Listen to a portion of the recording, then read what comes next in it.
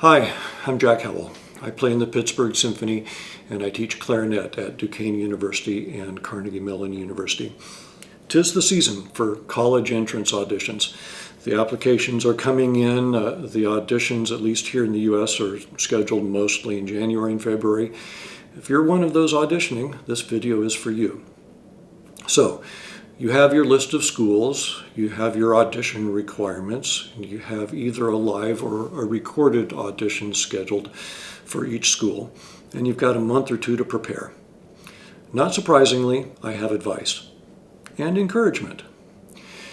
This advice applies to every professional audition, actually, and make no mistake, your college audition is a professional audition. If you aren't stressed about that, cool. Don't let me talk you into it. However, some students are. And if you're one of them, I'm going to try to help. College auditions are important, and we don't necessarily want to downplay that importance because recognizing that a performance is important helps us to prepare. You know what admission to your number one choice would mean to you, and you know what a big scholarship would mean to your family. It would be to your advantage to play your best. This is a great time to start the habit, if you don't already have it, of framing these thoughts and emotions as excitement rather than fear. Most of us find it easier to perform for an audience that we believe is appreciative than for an audience we believe is critical. And we actually have a choice, which of the two we believe. Auditions, competitions, exist in order to allocate scarce resources. Orchestras only have so many jobs, therefore an audition. Colleges only have so many spots for enrollment and only so much scholarship money, hence auditions. This necessitates choosing, and it is easy to assume that those doing the choosing are listening critically. I'm going to ask you to assume that your audition committee is listening appreciatively, because honestly, they are. If you audition for me, I am hoping that you'll be great and that you'll play beautifully. And if you assume that I'm an appreciative audience, there's a better chance that you will. And remember, you are choosing too. You, as a prospective student, are of great value. And don't lose sight of that. Yes, I know Curtis only takes 2, Rice only takes whatever, yada, yada, yada. The great thing about college auditions is that if you have chosen your schools thoughtfully, you are almost guaranteed success. If you can play the clarinet reasonably well, you will get an attractive offer somewhere. It may or may not be at your first choice, but things have a way of working out. So that's my first piece of advice. Frame the emotions you're feeling at being at a pivotal moment in your life. Frame those as exciting opportunity rather than as stressful examination. Something great lies ahead. Let's use your available time and your passion and your intelligence to see just how great it can be.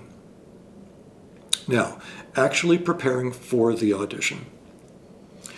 You may not like what I'm going to say next. And if so, it may be because it's what your teacher says and you were hoping for a second opinion, or as they say, a hack. Here it is.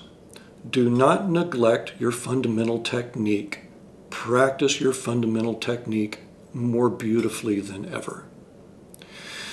The temptation is to think, I don't have time to work on tone and articulation and scales. I need to spend all my time on my audition repertoire.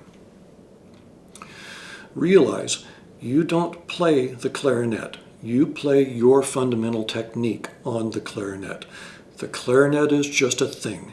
It makes nothing without your skill. You will play your audition the way you play your fundamental technique. So your technique is your vocabulary. By improving your fundamentals, you will improve everything that you play. Now, I'm not saying not to practice your repertoire. I'm saying that if you only practice it, it's possible that errors and idiosyncrasies will creep in. By all means, focus on fundamental technique that supports the repertoire. but only practicing repertoire and hoping that your fundamentals will improve is a little like only eating pizza and hoping you will get all your nutrients. What wins auditions is a sense of fluency and ease in your playing, and that comes from fundamental mastery.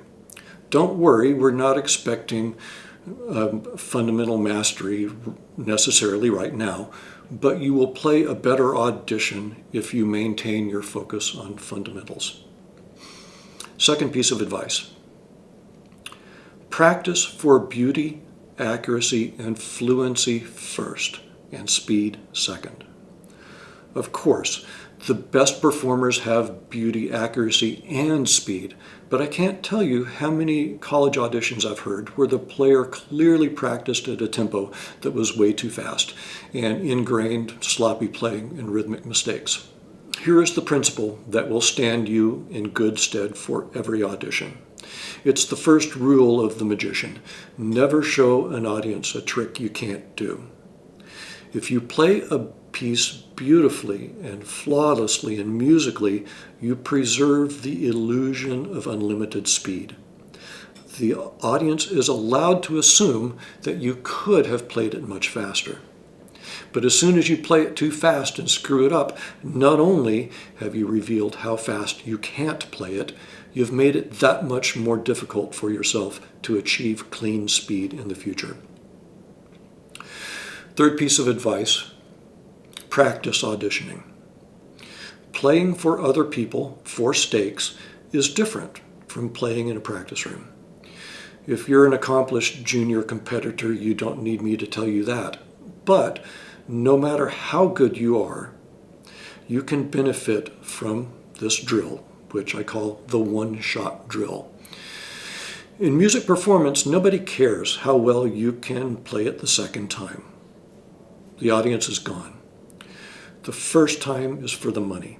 So, one shot. You'll need a recorder of some kind. Your phone will do perfectly well. So here's what you do. You warm up as though it's your audition day. Imagine everything you can. You're in a practice room. Now you're called to the audition room. There will probably be a table with the clarinet faculty sitting behind it. They'll be friendly. They'll be welcoming. They'll ask you to play. Now you turn on your recorder and you play the entire audition without stopping, without repeating anything. Then you turn off the recorder, take a break. Ideally, you will let some time pass so that you will forget how it felt to do what you just did. Go to class, have lunch, do homework, whatever. Then take a notebook and listen to your recording as though you were listening to someone else. Make notes. Be very conscious of rhythm. Conduct and make sure that you aren't overlooking basic rhythmic mistakes. Listen for the harmony. Make sure you aren't missing any notes. Listen for musical ideas.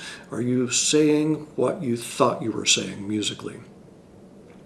The next time you practice, after your fundamental warm-up, first practice the things that you noted that needed improvement. And repeat. Music is an iterative process. We perform, evaluate, strategize, work, repeat. Every time you record and evaluate, you've started an iteration. How well you strategize and work determines how big a step you take, but you will go much further with multiple iterations in any case than you would by simply practicing for 2 months and then waiting to see how your audition goes. This is my best advice, no matter the audition, no matter the stakes. Practice to make the first time the best.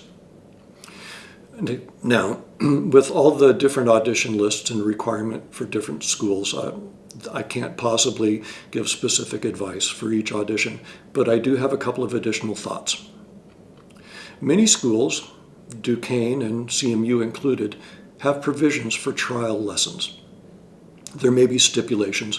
For instance, at Duquesne, you may have to actually apply, and you may have to say that Duquesne is one of your top 3 choices. But if you have the opportunity to spend an hour with one of the people for whom you will audition, this is golden. Maybe it's not the most important thing that your college clarinet teacher be a warm fuzzy, but you're entering into an important relationship, and you should make the best choice you can based on as much information as you can get. Beyond that, the possibility exists that you can make an impression that will serve you well in the audition. It's a two-way street. But in a trial lesson, you have more time to adjust, and the feedback you receive may help you prepare for that audition and for your other auditions. If you have any questions, please leave a comment and I will do my best to answer. And if you are interested in music at either Duquesne University or Carnegie Mellon University, you can contact me through their respective websites. They're linked in the description. Finally, I remember an interview with the great football coach Lou Holtz, who spoke about a young athlete, a prospective #1 draft pick, asking him for advice. Holtz told the athlete, "You're going to have a great life. You're going to have lots of exciting opportunities. Just remember 3 things. Always do your best. Always do the right thing. And show people you care." I think that's great advice.